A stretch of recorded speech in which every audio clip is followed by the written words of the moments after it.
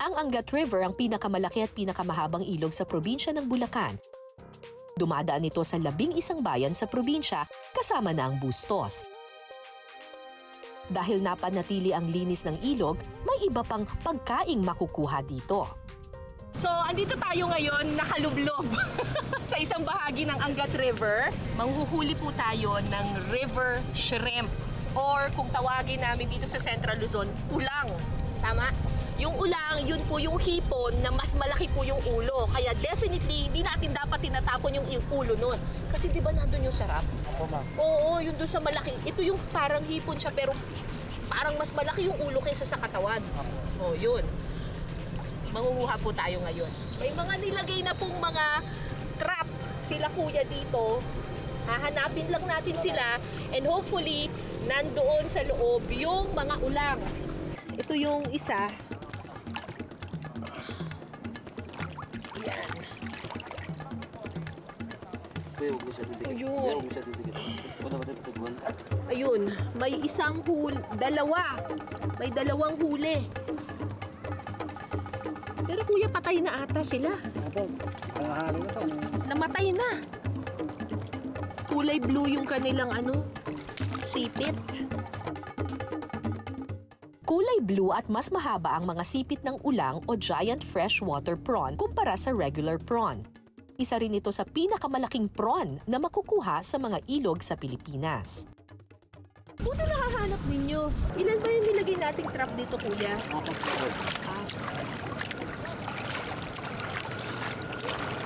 Yun. Uy! Tatlo ulit.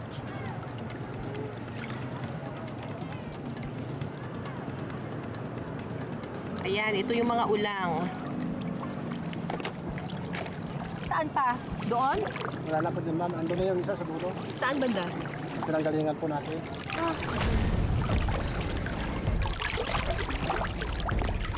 Lalim dito. Hanapin natin yung ilagay na tali.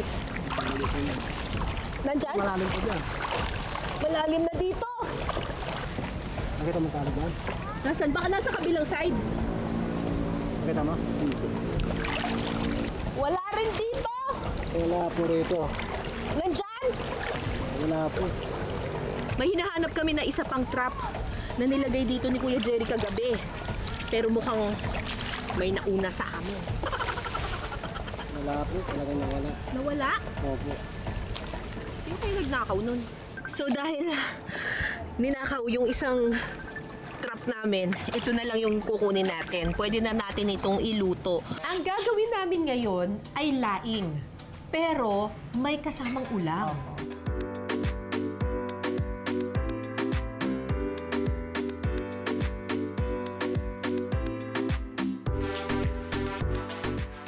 Isasangkot siya muna ang baboy sa kawali para lumabas ang mantika nito. Hahaluan din ito ng kaunting tubig.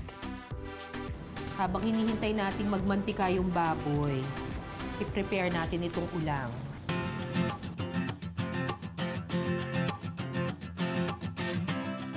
Kapag nagmantika na ang baboy, iset aside ito at saka iprito ang ulang. Asin. Yan! Oh my gosh! Perfect! Okay.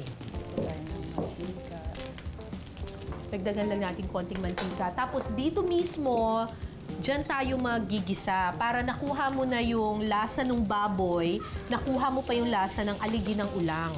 Kakainin ko na to. Ayun, ang sarap. Kinain ko na yung isa, ha? Sobra-sobra naman. Maggisa ng bawang, luya, baboy, bagoong at siling haba.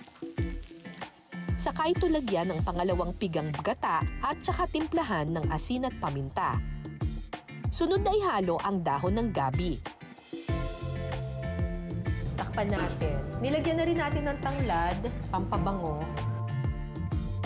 Pagkatapos ng 5 minuto, ihalo ang unang pigang gata at kaunting tubig. Mas marami pong gata, mas creamy, mas masarap. Ay, nako, totoo yan. Tsaka minsan, yung laing, kapag konti lang yung gata, yung parang makate. Diba? Meron po talagang Makati eh. Tsaka yung iba dry. Sana po hindi Makati pa. Oo. Sa tao man o sa gulay.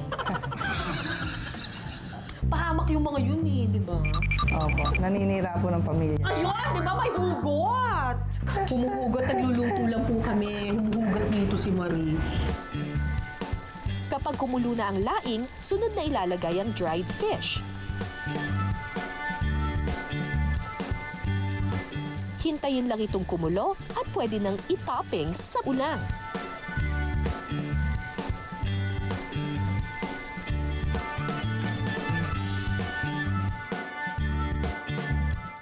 Ano kaya ang lasa ng laing with ulang? Titikman natin yan mamaya.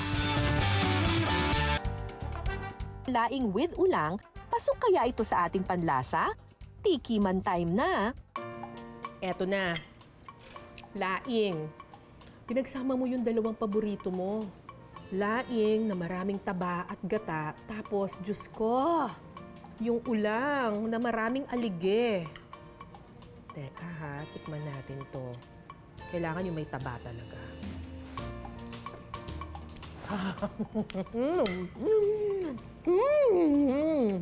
Ang sarap! Yung laing niya, lasang-lasa mo yung gata, meron siyang konting pait-pait. Alam niyo yung lasa ng yung dahon ng gabi.